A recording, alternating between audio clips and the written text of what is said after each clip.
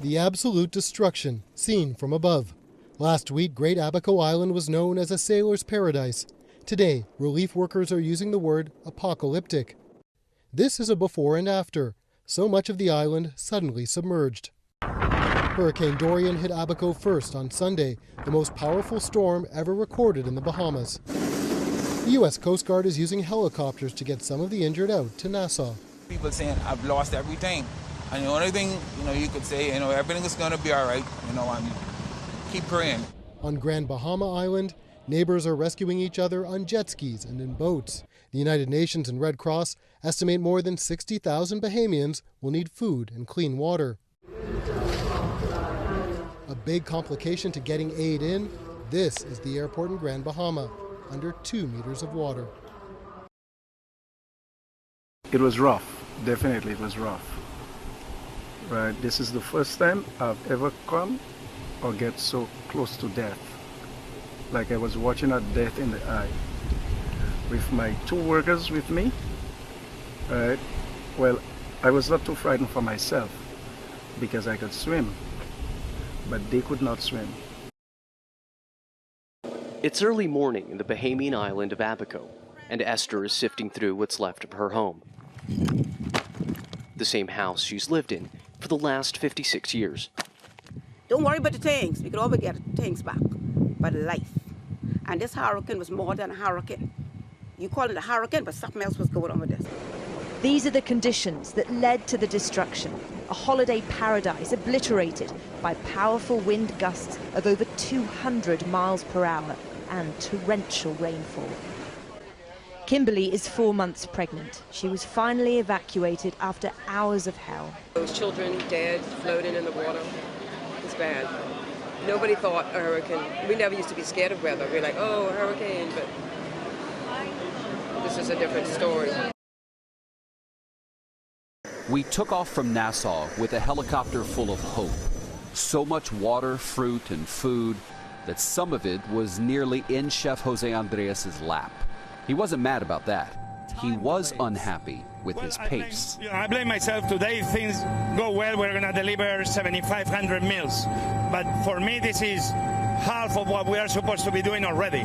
People still on the islands need these supplies fast. That's all of it. That's everything. That's a wrap.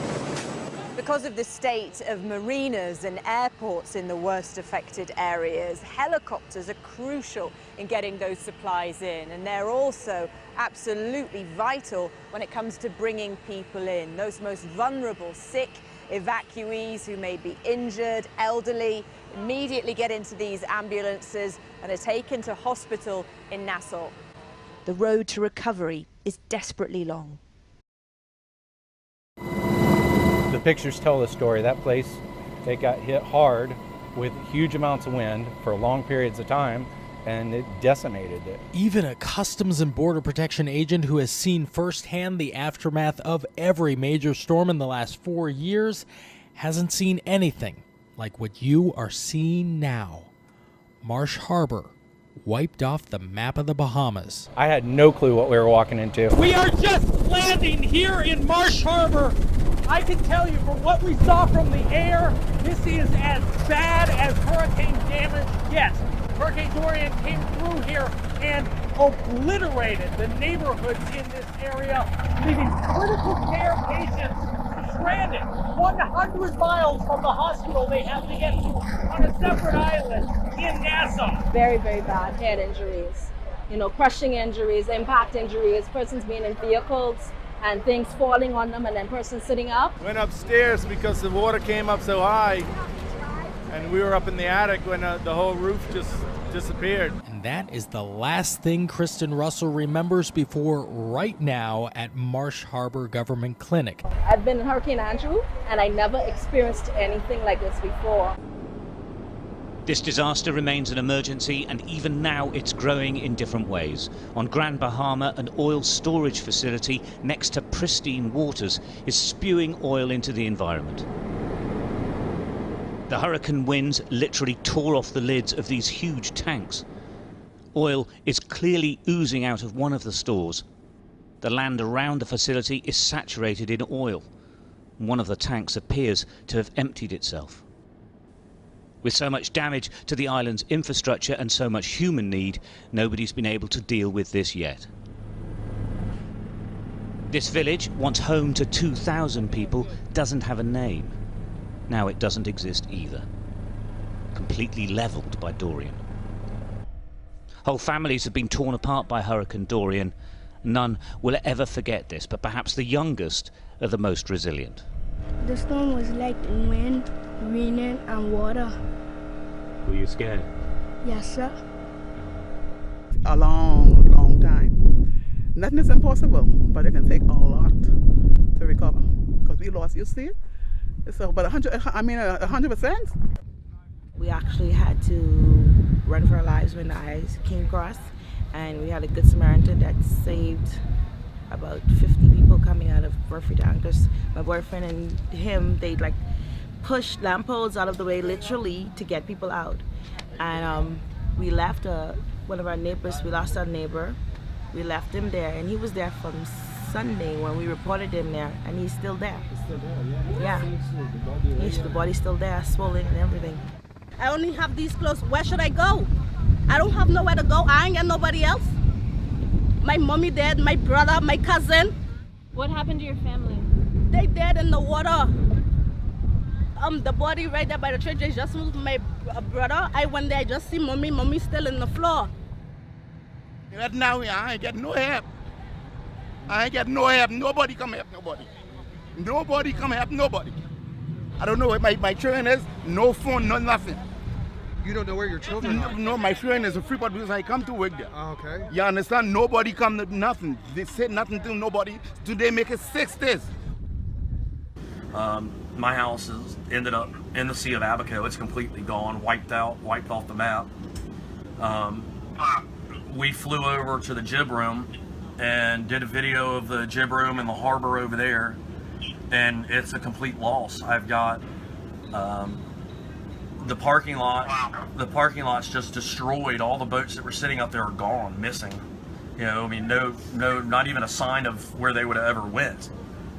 I've gotten some pictures back from friends that are still there that are trying to get rescued, of bodies floating around and bodies being gurneyed out, and just the people that are just in such chaos. It's unexplainable. It's just something you can't even fathom. Any idea how many? You put an estimate on how many you've seen? I would say hundreds. I mean, just the videos that we have from being in the storm, when I watch them, it's just, I can't believe that I'm alive. I can't believe that we did it. The mass chaos that's going on. People are doing everything they can for food. It's unreal that those people need help. They need help bad, and whatever anybody can do to help them, they need to. The first place we landed was Green Turtle Key and the Abaco Islands. People were waiting as the chef offloaded food we went to ask people what they need. Homes! Homes, she yelled. In this community of about 550 people, it looked as though most every structure was either damaged or destroyed, including the food stores. We need ice. We don't have no power. We need generators and stuff to run the power. We need generators. We get some generators for people. We just need a lot of help. And that is why the delivery from Chef Andreas matters. And he didn't just bring food. You asked for it, you got it. The chef walked over to the community center and asked them what they need for this community of about 1,500 people. What we need is like maybe pasta sauce, canned goods, rice, grits. Shelf stable. So you need Yes. those things. Yes. You don't have a lot of quantity of those. No. Do you have or no? We But don't. do you have a capacity to cook it? Yes. The chef says he's been asking the Bahamian government to tell him where the need is and he's willing to go there. But he said so far he's gotten no answer. So he's going everywhere he can. They need to clean this stuff up. And in order for them to do that, the scent, all over, you have to evacuate the people because we can't breathe this thing in, man. Trust me. It's a smell of dead bodies. Oh, smell of dead bodies, animals, you name it. It's there. It's there. This is the first time. And yet somehow, Basil, you haven't given up hope on this island. No. This is home, man. Home will always be home, bro. To be here on the only high ground above Marsh Harbour is to see and understand this astonishing level of destruction. Almost nothing is left intact, almost nothing survived that lethal combination of the storm surge and a hurricane with 180-mile-an-hour winds. It leaves people here with an almost existential question of whether this town can ever be rebuilt. Letitia McIntosh had just opened a new medical clinic, and this is what is left. But she is not despairing or giving up on Marsh Harbour. This clinic of yours, that is total devastation. It's totally gone. We just got new equipment, ultrasounds, x-rays, and it's all gone. But we're going to start again. And I'm happy to be alive, so. At the emergency centre, people have gathered hoping for news and for help.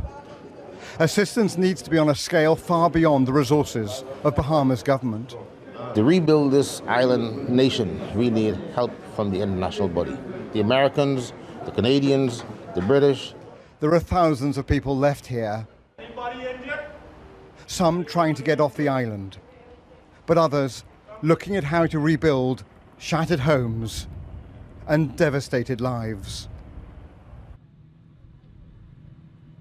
It is very, very, very hard.